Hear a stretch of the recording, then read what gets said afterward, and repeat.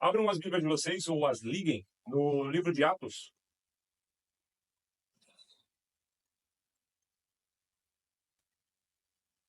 Do capítulo 1, a partir do verso 1. Amém?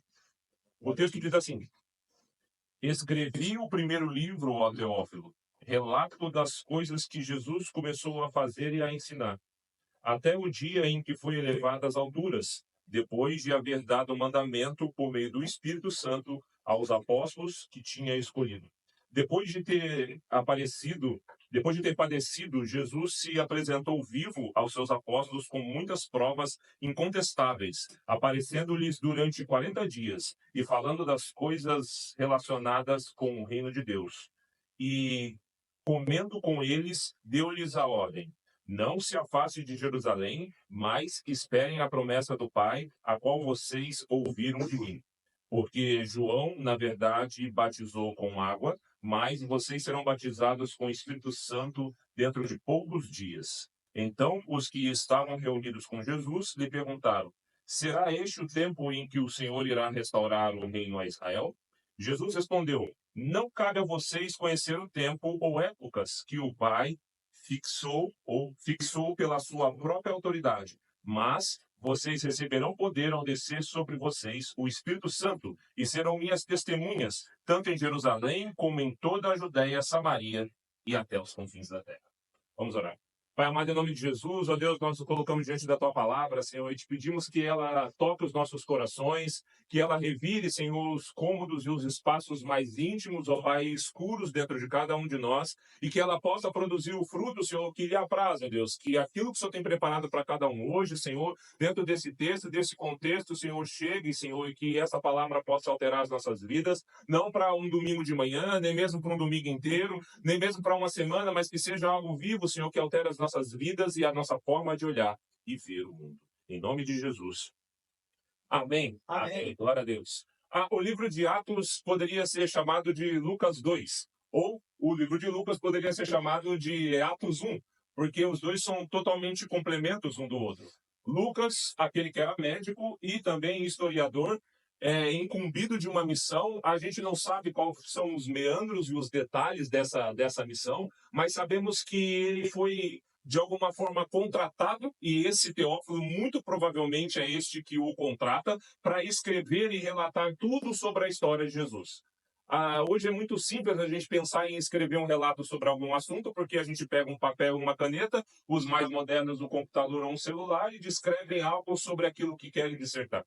Mas naqueles dias não era fácil. Não existia esses métodos acessíveis a todas as pessoas. Era algo muito complexo, escrito em rolos de couro, onde algumas pessoas sabiam ler e pouquíssimas sabiam escrever, porque era necessário uma técnica artística, não simplesmente algo que a maioria das pessoas conseguisse fazer. E Lucas tinha esse conhecimento. Não só o conhecimento da escrita, não só o conhecimento de conseguir transcrever em palavras aquilo que ele sabia, mas também a técnica propriamente dita. Então, Teófilo, muito provavelmente, é um patrocinador desse livro, e com certeza a condição para que isso fosse feita foi que esse livro fosse propagado e fosse disseminado. Então, é a esse Teófilo que este livro é inicialmente escrito. E sabemos que ele edificou, né, ao longo dos últimos 2000 anos, a vida de milhões, de bilhões de pessoas. E é tremendo saber que a história se formata desse jeito. Hernandes Dias Lopes diz que o livro de Atos é a dobradiça do Novo Testamento. Ele fecha o Evangelho e abre as Epístolas. William Barclay considerou-o como o mais importante livro do Novo Testamento.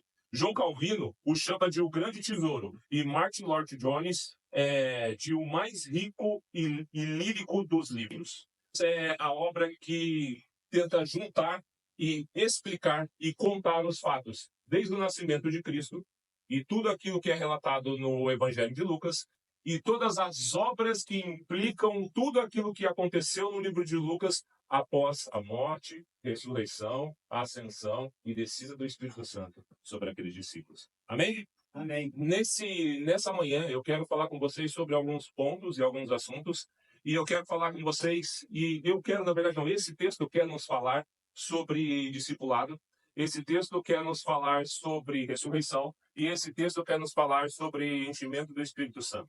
Amém? Vocês estão prontos? Eu creio que sim, em nome de Jesus. Aqui nós estamos vivendo uma encruzilhada da história. Jesus tinha morrido há poucos dias. Ele estava aparecendo de forma irrefutável aos discípulos por um período de quantos dias? 40 dias, o texto nos mostra. Então, ele não tinha sido assunto aos céus ainda. O Espírito Santo ainda não tinha descido. Consequentemente, aqueles homens ainda não tinham sido revestidos de poder. Então, é um momento único da história em que um entroncamento de caminhos e de momentos está acontecendo. E esse momento é um momento em que a história ela é, de fato, alterada. Falando sobre discipulado, nesse instante da história, esses discípulos que estão sendo citados por Lucas dentro desse contexto já estavam caminhando com Jesus há pelo menos 3 anos e meio. Eu, como gosto de números, acredito que 3 anos e 7 meses, porque esse é o período final dos 40 dias em que Jesus estava aparecendo. E, segundo os estudiosos, o ministério público de Jesus dura por volta de 3 anos e meio, com mais 40 dias, 3 anos e 7 meses. E ao longo desses 3 anos e meio que eles conviveram com Jesus, dia após dia eles foram tendo e aprendendo os mistérios do reino com Jesus. Eles aprenderam e conviveram e foram ensinados sobre coisas do cotidiano, do seu dia a dia, porque eles estavam caminhando com o mestre e também dentro de um contexto humano e normal, amém? E estavam aprendendo e ouvindo coisas a respeito das verdades eternas, coisas que naquele instante nem eles mesmos estavam conseguindo compreender, mas que no futuro, e esse futuro já é o que Lucas começa a desenhar aqui, eles conseguiriam entender. E esse caminho de discipulado por 3 anos e meio foi o que fez com que aqueles discípulos se tornassem o que foram. Sempre quando a gente lê a Bíblia, dependendo de como você se enxerga e dependendo de como você está, você se coloca de forma diferente dentro dessa história. Então, se você estiver aí um pouco cabisbaixo, um pouco triste, você sempre se coloca como um patinho feio, você olha esses personagens bíblicos e você, poxa, eles estão tão distantes de mim. E nem de longe eu quero desconstruir a imagem que os apóstolos tinham, porque foram o que foram, e nós estamos aqui hoje ouvindo esse evangelho 2000 anos depois, porque eles fizeram o que tinham que ter feito. Porém, todavia, entretanto, contudo, eles eram homens como vocês e como eu, com dificuldades, com problemas e com uma condição humana que muitas vezes fazia com que eles não fizessem aquilo que eles gostariam e que deveria ser feito em tempo oportuno. Então, com isso, eu quero que você se aproxime um pouco mais desses personagens. Que você entenda que, assim como eles tiveram dificuldades, você também está tendo. E assim como eles conseguiram fazer o que era a parte deles, você também pode fazer aquilo que é a sua parte. Você nunca vai fazer o que eles fizeram, porque eles tinham uma parte específica, mas aquilo que você tem que fazer, isso só você o conseguirá. O tempo de discipulado é algo muito incrível. Eu estou aqui nessa cidade, nessa igreja, por volta de 1 ano e meio, e algumas pessoas eu nunca convivi depois do culto. Então, significa que algumas pessoas me conhecem apenas nos cultos. Então, se, como eu disse que eu gosto de números, né? Um culto por volta de 2 horas, 4 cultos por mês, 8 horas por mês. Em 6 meses, alguém que só conviveu comigo nos cultos conviveu comigo por 48 horas. Qualquer um que já tenha feito uma viagem comigo ou já tenha feito algo comigo por 3 dias conviveu mais comigo em 3 dias do que algumas pessoas que só conviveram comigo no culto em 6 meses. Agora, por que eu estou dizendo isso?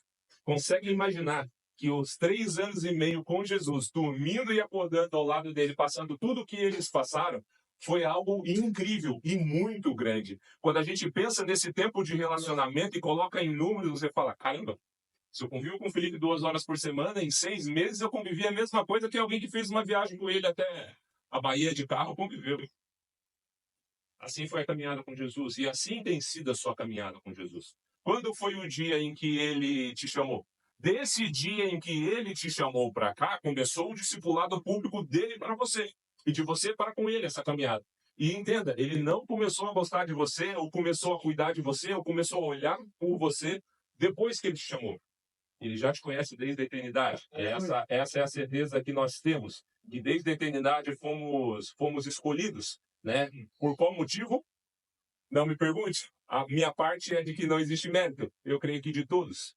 E nesse contexto de discipulado, Jesus, então, ele convive primeiro com os judeus. Amém? E há um tempo atrás, há uns anos atrás, ficou famoso não sei se pelos motivos certos, né? Eu creio que talvez não, um versículo, e eu vou citar aqui agora, eu creio que todo mundo vai lembrar de cabeça. João 8:32, que fala o quê? Mas eu quero ler a partir do verso 31.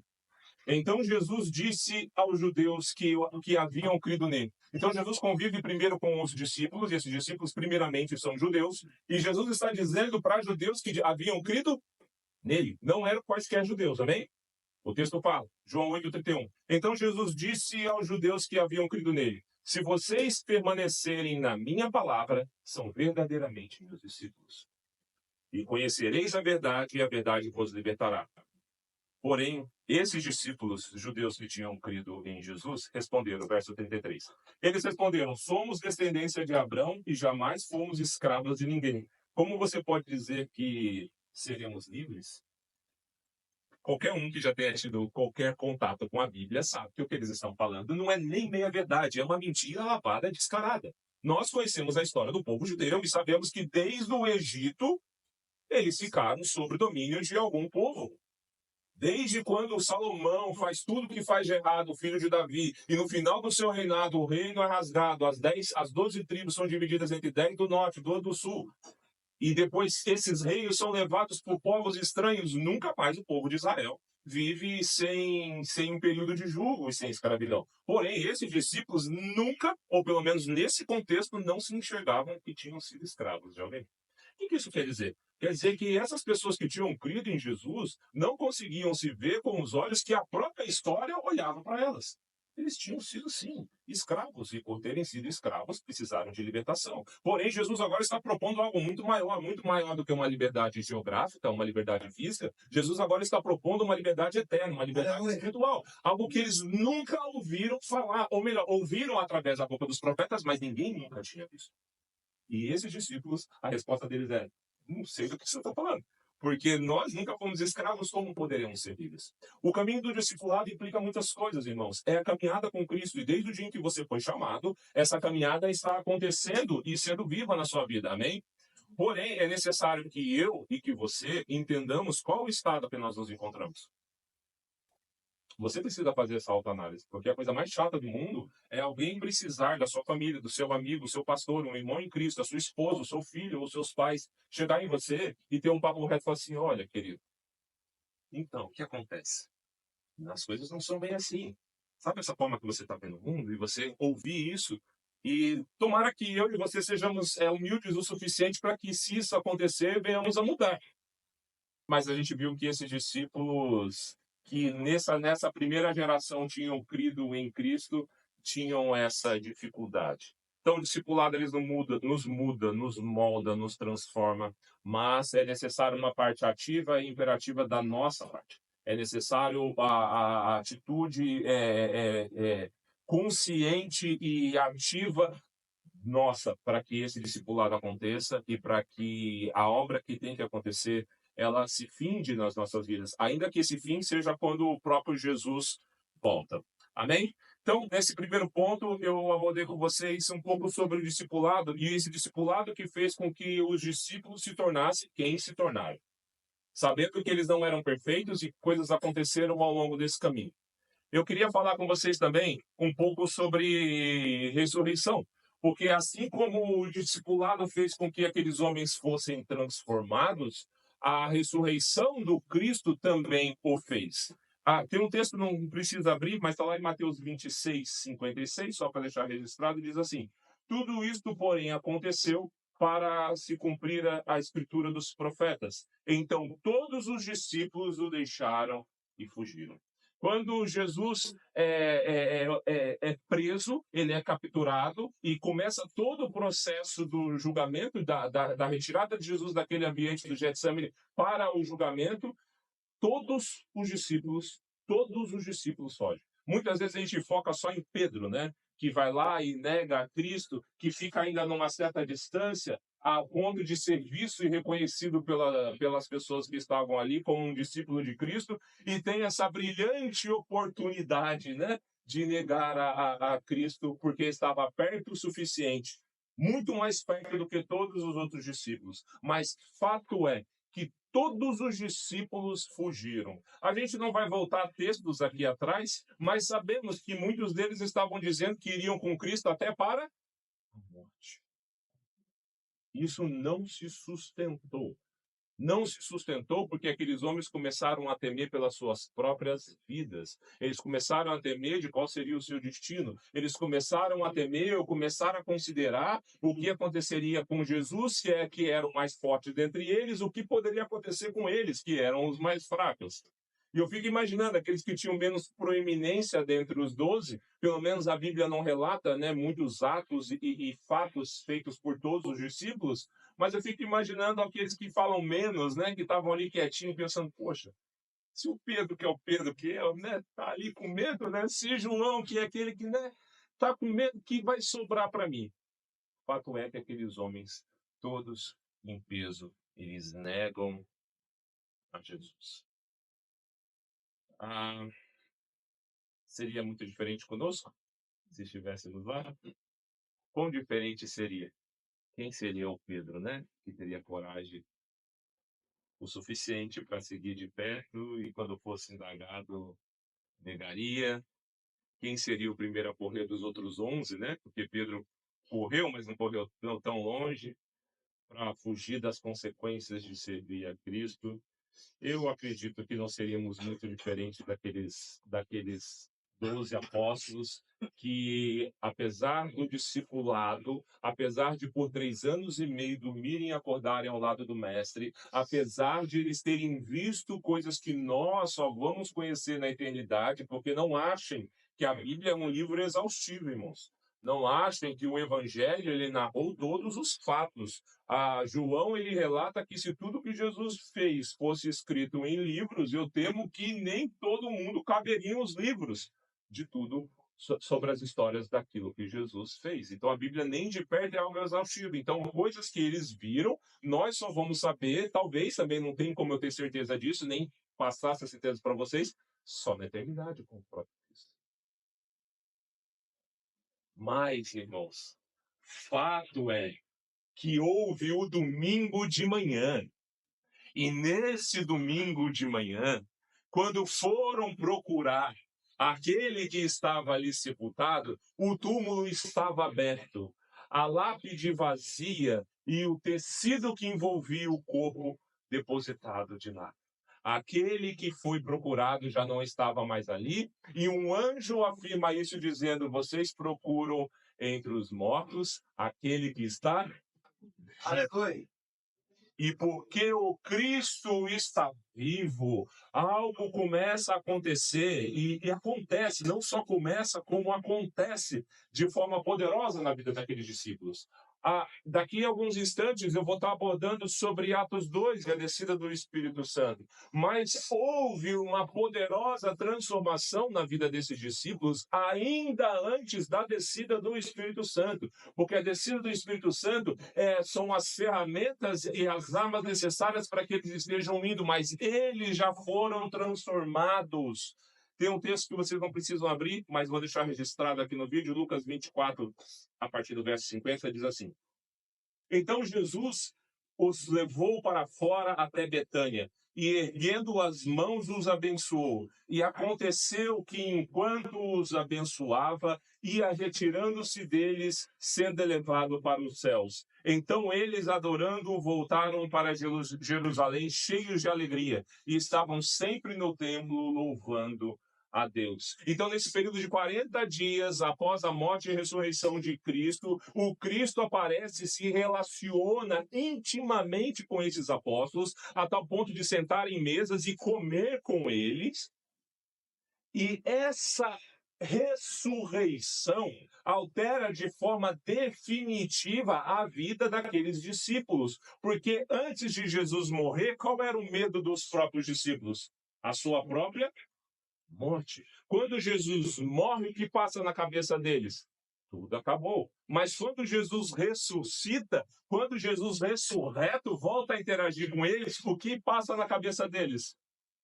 Eu posso e vou vai acontecer isso comigo também. Eu também vou ser ressurreto. A morte também já não é mais minha dona. Eu não sou mais escravo da morte. Ela não tem mais poder sobre o mestre e também não tem mais poder sobre mim. Isso começa a entrar no coração daqueles discípulos e altera a vida deles para sempre, a tal ponto que eles saem desse contexto cristão e estão indo para Jerusalém. O que eles estão indo fazer em Jerusalém?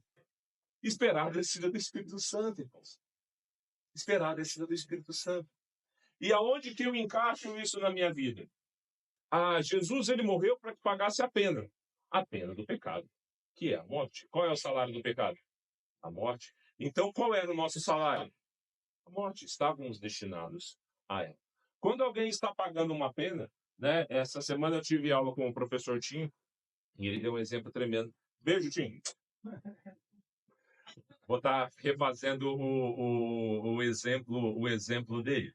Quando uma pessoa é presa e ela fica um período na cadeia, quando que a pena dela efetivamente acaba e ela está quites com a sociedade? No momento exato em que aquelas portas daquele presídio se abrem e ela realmente acredita e a sociedade, na forma jurídica, atesta: esse homem não deve mais nada para a sociedade, a pena foi paga. A prisão da morte durante aquele tempo em que Jesus ficou nela, até a sua ressurreição, para aqueles discípulos parecia uma prisão definitiva. Mas naquele domingo de manhã, quando Jesus aparece ressurreto, primeiro a Maria Madalena e depois a tantas outras pessoas no período de 40 dias, é a prova cabal de que a morte já não tem mais poder e de que a pena foi paga. Então aqueles discípulos que antes todos em coro, como num jogral, negaram a Jesus, agora têm força, foco e vontade de ir dali para Jerusalém para, sem medo da morte, esperar qual era a próxima etapa. Aleluia. Essa é a virtude, irmãos, daquele que nos chamou das trevas para a maravilhosa luz, ele nos transforma. E eu preciso ter esse encontro com essa ressurreição de Cristo. Muitas vezes, né, a gente pensa sobre isso, mas de uma forma tão genérica. A certeza de que o meu pecado foi perdoado, irmãos, é porque Cristo venceu a morte. O sacrifício de Cristo, ele não acaba na cruz e na sua morte. O sacrifício de Cristo, ele é pleno na sua ressurreição. A sua ressurreição nos atesta de que ele é o primogênito dessa ressurreição, de que ele é o primeiro que ressuscita para nunca mais morrer, e nós vamos vir na sequência. Ainda que no nosso tempo humano pareça demorar algo, mas no grande dia do Senhor, aquele grande dia, e virá, hein? Aleluia. E virá, como vimos ele subindo, veremos ele de volta. Um alarido de anjo, um som de trombetas, e num piscar de olhos, aqueles que estão mortos ressuscitarão, os que estão vivos terão seus corpos glorificados, e nos encontraremos com ele nos ares. Chegará esse dia. Eu e você precisamos ter esse encontro todos os dias com a ressurreição. Não para ter um novo sacrifício, mas para que nós entendamos que hoje a morte já não é mais algo que precisamos temer. Especialmente quando esse temor vem por servir a este Deus que servimos. Então, se houve discipulado, houve também um encontro com a ressurreição. E esse encontro com a ressurreição, quando você junta ele com o que vem depois, a vida daqueles homens foi transformada. E transformada de forma poderosa. Na sequência, a gente vê eles indo para Jerusalém, e eles ficam ali em Jerusalém orando, esperando o quê? A descida do Espírito Santo. E o Espírito Santo desce. Em Atos 2, fala que eles estavam todos reunidos. E reunidos houve uma manifestação em que houveram fenômenos espirituais. O escritor tenta relatar em palavras aquilo que era o contexto que estava acontecendo. Então, entendem, irmãos, vocês não achem que as palavras humanas vão conseguir, de alguma forma, explicar na plenitude tudo o que houve ali. Mas fato é que houve uma manifestação espiritual nunca antes vista, em que as pessoas conseguiram perceber que algo muito diferente estava acontecendo. E ali acontece um fenômeno incrível. Por quase 20 idiomas, aqueles homens indoutos, ou melhor, aqueles apóstolos, começaram a profetizar e a pregar esse evangelho na língua das pessoas que estavam ali. Eles eram estrangeiros, mas eram estrangeiros judeus. Lembra o que estava acontecendo naqueles dias? A festa da Páscoa. As pessoas vieram de vários lugares do mundo e naquela época já existia um êxodo dos judeus ao redor do mundo. Então, na sequência do livro de Atos 2, que relata os povos que estavam presentes, não eram povos necessariamente estranhos ou ímpios, eram judeus que já moravam ou já tinham nascidos em outras regiões, em outros países, que na época da Páscoa voltavam para Jerusalém como mandamento. Então, dentro do seu idioma original, aqueles homens que muitas vezes nem conheciam o hebraico ou o aramaico, aquela língua falada, eles começaram a ouvir aqueles apóstolos falando nas suas próprias línguas. E essa manifestação de Atos 2 é algo muito poderoso, porque eu não quero entrar no mérito aqui sobre o batismo no Espírito Santo com um foco de que não seja esse, das línguas sendo faladas em idiomas de estrangeiros. É esse o contexto de Atos 2. Se alguém crê em línguas estranhas de outra forma, amém? É isso que você creia, mas a sua base bíblica não está em Atos 2. Ela definitivamente não está. Em Atos 2, falam desses apóstolos falando em línguas que eles não conheciam, idiomas que eles não conheciam. E por que Deus estava permitindo isso?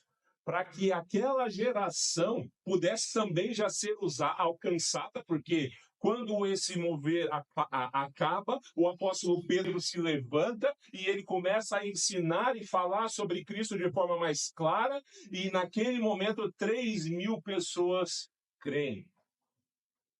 3.000 pessoas. E para onde essas pessoas vão depois de tudo isso?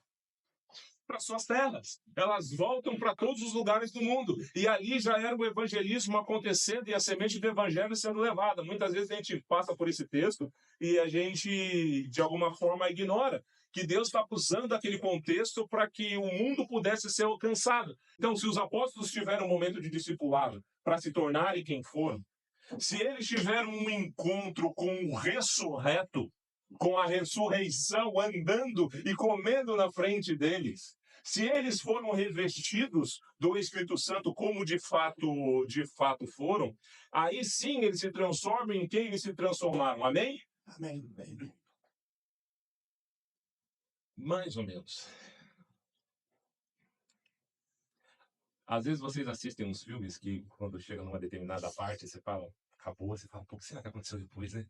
Caramba, podia ter um 2, podia ter um próximo capítulo. Aí você vai na internet e começa a pesquisar o que o diretor estava pensando, e às vezes o diretor não lançou o 2, mas ele já tinha o 2 em mente, daí ele pega e fala, não, o 2 seria assim. Eu sou um entusiasta de um filme que chama Forrest Gump, já falei aqui algumas vezes, e é o meu filme favorito, e nunca foi lançado o 2. Mas ele foi roteirizado, ele estava para ser gravado, e em 2001, quando teve o atentado das Torres Gêmeas, ele foi engavetado. Ele ia ser lançado em 2001. E aí eu já li como seria o 2 e tal, e eu fiquei, entusiasmado. E esses apóstolos, de fato, eles foram transformados, irmãos. Pelo discipulado, eles foram transformados pelo encontro com o ressurreto, pela ressurreição. Eles foram transformados pelo mover do Espírito Santo, mas a vida continua. Quero que você deixe a sua mente passear um pouco nesses próximos 1 ou 2 minutos sobre o que eu vou falar. Aos 17 de fevereiro de 1983, nascia na cidade de São José dos Campos o filho mais novo de 4 irmãos, tendo por pai Antônio Cândido da Silva, pedreiro, e Zilma Cândido da Silva do Lar. Aos 6 anos de idade, essa criança, numa noite de Natal, viu o seu pai e o seu irmão mais velho entrando em vias de fato por um desentendimento à mesa da ceia. Aos 7 anos de idade, ele viu o seu pai lançando fora de casa esse irmão que já não se entendiam mais. Aos 13, ele viu a sua irmã morrer de AIDS. com apenas 20 anos. Aos 18, achando que a vida não fazia mais sentido, ele tenta tirar a sua própria vida. E em 29 de agosto de 2002, o discipulado, a ressurreição e o poder do Espírito o alcançam. O próprio Cristo o chama. E a vida dele nunca mais foi a mesma. Essa é a minha história. E agora eu quero falar um pouquinho sobre cosmovisão. Sobre como a minha visão de mundo facilita ou prejudica o avançar do Evangelho de Cristo. Atos 1:8 nos relata. Vou ler novamente. Mas vocês receberão poder ao descer sobre vós o Espírito Santo e serão minhas testemunhas tanto em Jerusalém como em toda a Judéia, Samaria e até os confins da terra. Jesus falou claramente sobre uma missão, e era uma missão que tinha delimitações geográficas. Jerusalém, Judéia, Samaria e confins da terra. Porque essa delimitação geográfica simbolizava o amor de Deus por todo mundo. Irmãos, todas as vezes que nós olhamos para o Velho Testamento, a maioria das vezes que nós olhamos para o Velho Testamento e procuramos Deus no Velho Testamento, nós tomamos emprestado os olhos dos judeus para enxergarmos Deus no Velho Testamento. Só que os judeus, assim como nós, eram homens e mulheres, uma nação com todas as marcas do pecado, irmãos. Com todas as consequências do pecado. Esses homens não eram homens certos ao ponto de serem copiados. Então, quando nós vemos os judeus olhando para um povo estranho, aquele olhar do judeu para esse povo estranho não era necessariamente o olhar de Deus para aquele povo estranho. É por isso que às vezes a gente acha que exista, ao longo da história da igreja, houveram até heresias, dizendo que havia um Deus do Velho Testamento e um Deus do Novo Testamento. Mas isso não é verdade de forma alguma. O que acontece é porque nós vamos tomando emprestado o ponto de vista dos judeus e não o ponto de vista do próprio Deus. Quando Deus pega e fala através de João, no capítulo 3, verso 16, a gente vê um amor que não começa no Novo Testamento. Um amor pelo mundo. A gente vê um amor que imolou, que sacrificou o Cristo que morreu 2000 anos atrás para nós, fisicamente, na eternidade. É isso que a Bíblia nos mostra. O sacrifício por mim, por você, por todos antes de mim, por todos depois de vocês, ele já foi pago lá na eternidade. Então nós cremos num Deus que ama a todos desde a eternidade. Mas muitas vezes não é isso que a gente percebe na Bíblia. E lembram, esses homens, esses judeus, esses apóstolos eram homens que foram crescidos diante disso. A nação de Israel era um povo muito hermético, ou seja, eles eram fechados, eles não tinham convívio com as pessoas ao seu redor. Depois que eles voltaram do cativeiro, o primeiro templo foi destruído e o segundo reconstruído, essa dinâmica de se fechar, essa dinâmica de estar ausente da sociedade ao seu redor, a não ser por motivos muito específicos de negócios e coisas assim, ela aumenta. Então eles eram uma nação fechada, em que para eles estava bom. O Criador dos céus e da terra é meu Deus, que bom, não é o seu.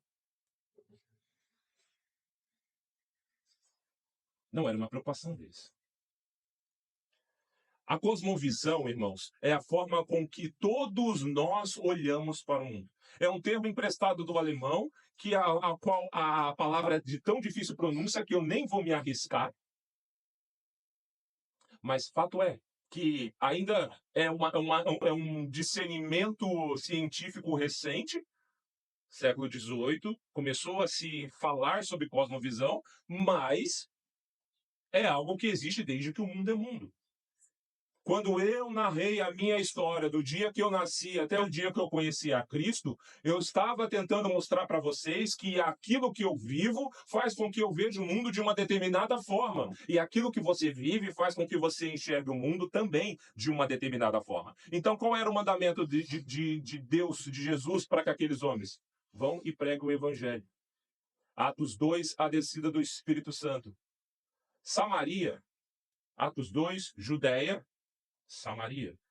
sem me prender muito pela falta do tempo, o povo samaritano já é um povo que tem problema com os judeus há mais de 700 anos. Porque 700 anos antes esse povo foi levado escravo, e nesse momento de escravidão eles corromperam-se a outros deuses e eles misturaram a sua adoração. Eles criaram um novo local de adoração, eles criaram uma nova liturgia de adoração e eles já não seguiam mais aquilo que os judeus de Judá seguiam. Então eles foram miscigenados com outros povos e eles passaram a ser, entre aspas, né? É um termo pesado, mas só para explicar, um povo mestiço entre um povo judeu e com povos que adoravam a deuses diferentes e de formas diferentes. Então, pro povo que, entre aspas, não se corrompeu, que é o povo de Judá, entre aspas, porque a história mostra que sim, eles fizeram muitas coisas erradas, porém menos do que o povo das 10 tribos, eles eram alguém de segunda classe. E eles não se falavam. E quando eles tinham que passar por dentro do território um do outro, eles davam uma volta para não passarem por dentro da terra do outro. Porém, Jesus, ele não tem esse problema. Esse problema não era de Jesus. Esse problema era daquelas pessoas que viviam naqueles dias. Esse problema tão que não era de Jesus, que se você pegar o mapa geográfico, Jesus todo o tempo está passando por dentro de Samaria. Todo o tempo. E todas as parábolas em que ele tem a oportunidade de mostrar alguém fazendo certo, quem que é a pessoa que está fazendo certo? O samaritano. Porque Jesus está querendo mostrar para aqueles homens que a forma com que eles viam o mundo não era a forma com que Deus olhava para o mundo. Eles tinham uma cosmovisão e essa cosmovisão estava deturpada pela própria história deles. Atos 8. Eu vou passar um breve, né? Atos 2, descida do Espírito Santo. Atos 3, a cura de um coxo. Atos 4, Pedro e João diante do Sinédrio. Por quê? Por causa da cura. Eles vão e curam um coxo. Tem um alvoroço tão grande que eles vão para ser julgados porque tinham curado um coxo. Atos 5, a morte de Ananias e Safira. Vocês lembram qual é o contexto da morte de Ananias e Safira? Eles pegam, vendem uma propriedade por um valor e eles entregam metade desse valor aos pés dos apóstolos. E alguém muito mal intencionado pode usar esse texto para tentar colocar quase que as mãos dentro dos nossos bolsos.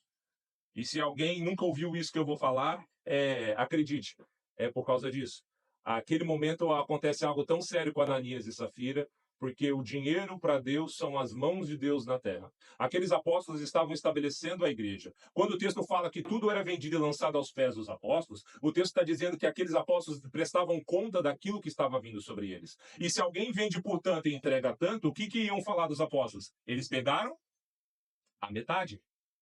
Se naquele contexto eles são acusados de pegar a metade, o que vocês acham que teria acontecido com a fundação da igreja? Teria sido prejudicada ou não? Por isso Deus age de forma tão veemente. Aquele casal, eles se opuseram à edificação da igreja de Cristo na terra. E por isso o juízo foi tão forte. Amém? Quantas vezes isso aconteceu na história? Nenhuma. Mais nenhuma. Foi só uma. Então, capítulo 5. Capítulo 6. A eleição dos diáconos. Estevão estava ali. Capítulo 7. Agora sim. Agora a coisa começa a ficar feia. Estevão, o primeiro mártir da igreja. Qual era a função de Estevão dentro do corpo de Cristo? Vocês lembram? Era apóstolo. Era bispo. Ele era um diácono.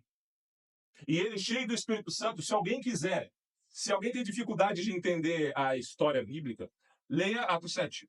Se você ler Atos 7, Estevão começa a puxar um gancho desde os patriarcas até Jesus. Ele consegue resumir no capítulo a história dos patriarcas até Jesus. Então, se você ler Atos 7, você vai conhecer toda a Bíblia. Não os detalhes, por óbvio. Mas você vai ter o overview, você vai ter toda a caminhada da Bíblia. Então, se alguém tem dificuldade de conseguir juntar os pontos, leia Atos 7. Fato é que ele, cheio do Espírito Santo, pregando para aqueles homens ficam tão irados com as verdades das quais são apresentadas a eles, e eles não podem deixar de ouvir o que Estevão está pregando, porque é a verdade, e com tanta raiva do que estão ouvindo, eles tapam os ouvidos, rangem os dentes, e eles matam Estevão. Então, a igreja que tinha sido empoderada lá em Atos 2 pela descida do Espírito Santo, sob uma promessa de ir para a Judéia, Samaria e os confins da terra, agora está tendo a sua primeira baixa, porque um diácono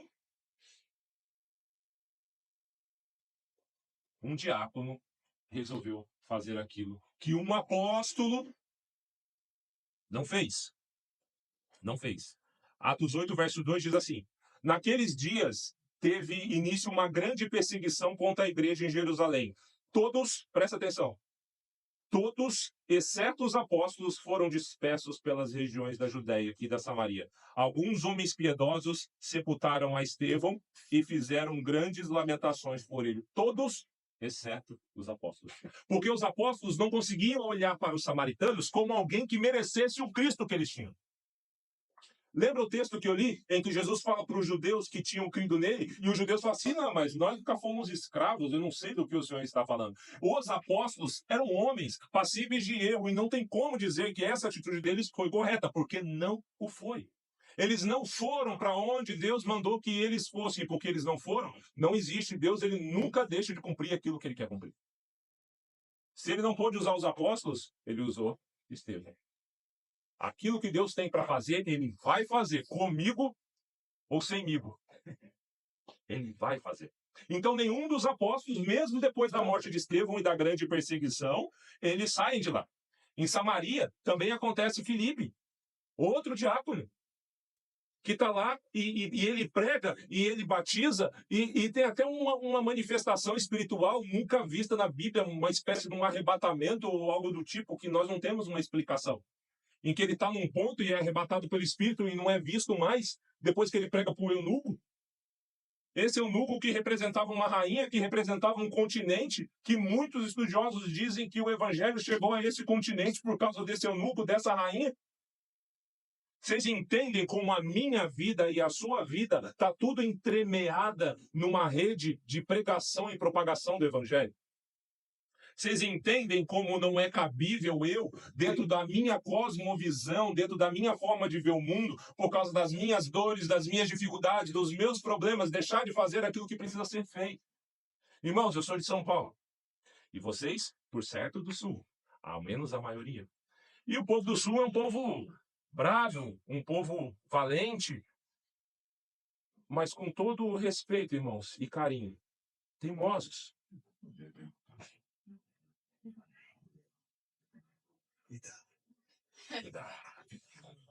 Não faz. Não faz. Não faz. Usem essa força que vocês têm para a propagação do evangelho. Não permitam que a forma com que vocês veem o mundo altere a pregação do evangelho na vida de vocês. Não permitam que alguém ao qual vocês têm mais dificuldade de lidar seja a pedra de tropeço para que o evangelho não seja propagado. Não permitam que existam classes da sociedade que estejam na nossa mente enraizadas de que não merecem esse evangelho. E agora eu já parei de falar para os catarinas, é só para deixar vocês meio assim comigo, eu já estou falando para o ser humano em geral. Nós somos cristãos, irmãos, e nós temos uma cosmovisão, nós temos uma forma de olhar o mundo. Bandido bom é bandido crente, irmãos.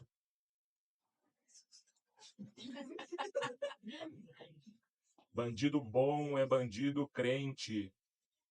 Eu não posso ficar feliz porque houve o cancelamento de mais um CPF. Eu não posso ficar feliz porque houve o cancelamento de um CPF. Qual é a minha reação diante disso? Que pena que precisou acontecer. Que pena que um policial precisou entrar nessa condição de fazer isso. Que pena, mas não precisaria ter sido assim. Eu preciso colocar esses sentimentos dentro do meu coração, irmãos, para que o Cristo e a sua visão de mundo estejam sendo vistas pelos de fora na minha vida. Lembra que a gente tomou emprestado os óculos dos judeus para olhar para o Velho Testamento? Agora vocês imaginem o mundo tomando emprestado os óculos dos cristãos para olhar para o Novo Testamento. Como o mundo olha para Cristo a partir de como eu olho para eles. Contudo, eu não estou dizendo para que a gente passe pano ou tolere erros e pecados e crimes, de forma alguma. Mas nós, como cristãos, propagamos a vida e a vida em Cristo. Aqueles parentes mais difíceis que temos, aqueles vizinhos mais difíceis que temos, aquele político mais difícil que temos, nós precisamos declarar a vida sobre eles. Porque a morte, muitos deles já têm. Declarar o que ele já tem seria, no mínimo, bobo, tolo. Fato é que os diáconos começaram a fazer aquilo que os discípulos não fizeram. Tem um outro texto que eu quero partilhar com vocês, deixar registrado, Atos 8, verso 14, a partir do 14, diz assim: Quando os apóstolos que estavam em Jerusalém ouviram que o povo de Samaria tinha recebido a palavra de Deus, enviaram-lhes Pedro e João. Chegando ali, oraram por eles para que recebessem o Espírito Santo, pois o Espírito ainda não havia descido sobre nenhum deles. Tinham apenas sido batizados em nome do Senhor Jesus. Então eles impuseram as mãos e receberam o Espírito Santo.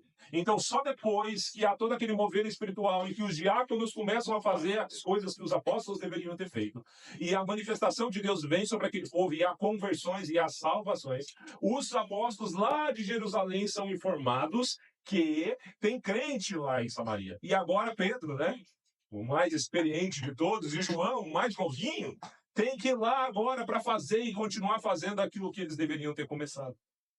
Quando alguém faz o que deveríamos ter feito, é algo muito ruim. E fato é que os apóstolos foram obrigados a ir para Samaria e verem que Deus tinha escolhido aquele povo que eles olhavam como cidadãos de segunda classe, aquele povo que todas as vezes que eles podiam trocar de lado da rua. Você entende qual era a ideia? Era a ideia de eles eram pro-judeus, os samaritanos eram leprosos regionais, eram leprosos geográficos. Não tinha lepra física, a doença, em que a pessoa tinha a pele danificada. Para os judeus, você não precisava ter uma lepra física, você simplesmente precisava ser samaritano. E eles foram lá, e indo lá tiveram que fazer aquilo que o Espírito Santo já tinha mandado eles fazerem lá em Jerusalém. Só que na Bíblia, o livro de Atos tem quantos capítulos? Vocês lembram de cabeça? 40 aí? 28. O livro de Atos relata um período da igreja de 30 anos. Significa que cada capítulo está relatando mais de um ano. Então, quando a gente já está em Atos 8, não foram 8 capítulos. Não estou afirmando que também foram 8 anos. Mas foram por volta de 5 anos que já tinha acontecido. Irmãos, pensa na sua família. Pensa naqueles que não conhecem a Cristo. Pensa nas pessoas que hoje estão passando os momentos mais difíceis da história delas. Se Cristo tivesse chegado na vida delas antes, poderia ter sido diferente? Eu não estou aqui afirmando que isso poderia ser possível, porque eu estaria interferindo na soberania de Deus. Eu não sei se isso seria possível. Eu não sei se eu poderia ter vindo para Cristo antes do dia 29 de agosto de 2002. Eu sei que eu vim nesse dia. Eu não sei se eu poderia ter vindo antes. Eu não sei. Eu, particularmente, eu creio que não, que eu vim no dia que eu tinha que ter vindo. Mas no dia em que eu me converti a Jesus Cristo, passou um filme na minha cabeça de cada homem, de cada mulher que tinha pregado o evangelho para mim ao longo da minha vida. Que agora, em Atos 9, a história continua, Paulo se converte. E, de novo, há um problema entre a sua cosmovisão. Porque Paulo se converte, ele está andando e ele tem um encontro com Cristo, ele fica cego, ele vê uma luz, os homens que estão com ele não veem a luz, eles ouvem a voz, e a voz fala: Paulo, Saulo, Saulo, por que me persegues? Ele indaga quem está falando e descobre que é o próprio Jesus. Ali é uma conversão, porém é uma consequência. Ele fica cego. E ali, naquele mesmo instante, fala: vai na casa de Ananias, ele mora em tal lugar, e ele vai orar por você, e os seus olhos vão se abrir. E quando ele vai para lá, Ananias pega, ouvindo de Deus, a explicação e fala assim: Deus, tu sabe, né? Esse Paulo é aquele que, ó, ele pega os cristãos. Ele teve dificuldade. Olha que loucura, irmãos. Ele está ouvindo Deus falar. Deus está falando para ele fazer algo. Ele está questionando o que ele está fazendo, mas ele não está questionando o que Deus está falando. Então, assim, ele não tem problema de fé. Ele tem uma linha aberta com Deus. O problema dele é falar assim: Deus, só pode estar errado. Olha que loucura. Né? Se eu ouço Deus de forma audível falar comigo, eu me jogo de cabeça aonde quer que ele esteja mandando. Ele reluta um pouco, mas ele vai, ele ora por Paulo, e aí o resto é história. Né? A gente já sabe quem Paulo se torna. Atos 10, 28. A história continua. A quem se dirigiu dizendo: vocês têm bem sabem que um judeu está proibido de se juntar a um gentil ou de entrar na casa dele, mas Deus me mostrou que não devo considerar ninguém impuro ou imundo. Vocês já tomaram uma lição de Deus? Vocês já tomaram? Deus já te colocou de costas para o chão, só para você olhar para o alto? E se você já tomou essa lição, você aprendeu toda essa lição? Eu não. Eu posso garantir para você que Deus já me colocou de costas para o chão mais de uma vez e eu não aprendi toda a lição. Porque eu precisei passar por isso de novo. Aqueles homens tinham acabado de passar por isso. Eles veem que lá em Samaria o Espírito Santo está descendo sobre aqueles homens dos quais eles julgavam como uma classe B da sociedade. Só que eles ainda têm um outro desafio. E eu já estou me caminhando para o final. E eu quero que você vá sempre se colocando dentro desse contexto. Qual é o novo desafio? Bem, Jerusalém está tranquilo. Pregamos aqui. Judéia está do lado. Samaria, Pedro, Filipe e Estevão já fizeram, abriram o caminho lá, vamos lá só fazer. Só que agora eles têm que pregar para aqueles que estão de fora, para os confins da terra. Então, se eles não tinham convivência com os samaritanos, que eram meio irmãos deles, você imagina com aqueles que não eram literalmente nada para eles. Um ímpio para eles era nada. Eles não tinham consideração. Lembra, irmãos? Nós estamos falando de um povo no Oriente em que até hoje a cultura é mais fechada. Nós estamos falando de um povo de mais de 2.000 anos atrás. Só que entendam, eles viveram 2.000 anos atrás, mas a cultura praticada da época não era a cultura do dia, porque a cultura do dia já era a cultura grega, grega-romana, uma cultura mais evoluída. A cultura, a mente deles era uma mente de 2, 3, 4.000 anos antes, porque eles eram um povo muito fechado. Então você está vendo que nós estamos relatando fatos de pessoas que tinham condutas que hoje são impensáveis. Ou não, né? Deveria. Deveria. Pedro tem um sonho, uma visão. Ele está orando e ele vê um lençol descendo do céu amarrado pelas 4 pontas, tentando descrever o que aconteceu. Foi isso que Lucas está fazendo. E nesse lençol tinham vários animais. E lembre-se, os judeus tinham um conceito de animais puros e impuros. Então eles não comiam beitinho, como você come, eu acho. Não come dê a sua parte para mim, eu como por você. Vários animais eles consideravam impuros. E aí, nessa visão, Deus falou para ele assim, Pedro, mata e come. E Pedro, na visão, mostra que é judeu. Você já no sonho, você já foi crente no sonho? Do tipo, tá sonhando com alguma coisa? Não, em nome de Jesus, sabe? Eu sou crente no sonho. Já pensou? Pedro estava num sonho, numa visão, numa epifania. E ele falou assim, não, Deus, eu sou judeu, eu nunca fiz isso, nunca farei. E Deus fala para ele assim, não chame de impuro aquilo que eu tornei puro. O sonho acaba no mesmo instante. Numa outra região tem o homem Cornélio. Cornélio, ele é romano, ele é italiano, ele é de fora, ele é do mundão, irmãos. Ele é um homem temente? Ele é um homem temente. Ele é um homem simpatizante? Ele é um homem simpatizante. Ele é um homem convertido? Nananina, não. Não é. Não é. O tio falou uma coisa interessante. Cornélio representa todas as famílias da terra. Aqueles que estão no mundo, que não fazem parte de nenhum vínculo religioso, nenhum vínculo histórico com ninguém, mas aqueles aos quais o Cristo está vendo e alcança. Até o Alex. Alcançou. E alcança. Então, Cornélio tem uma visão, Deus não fala para Cornélio, Cornélio vai lá buscar Pedro. E ao mesmo tempo fala para Pedro, Pedro, estão vindo te buscar, vai junto. E aí Pedro vai lá, na casa de Cornélio, sem saber direito o que vai acontecer. E ele prega Jesus Cristo. E o que acontece naquela casa? Aquela casa é salva, a salvação. Ah, ele fez o apelo. Não, Deus não precisa de apelos. Deus conhece os corações. E aqueles corações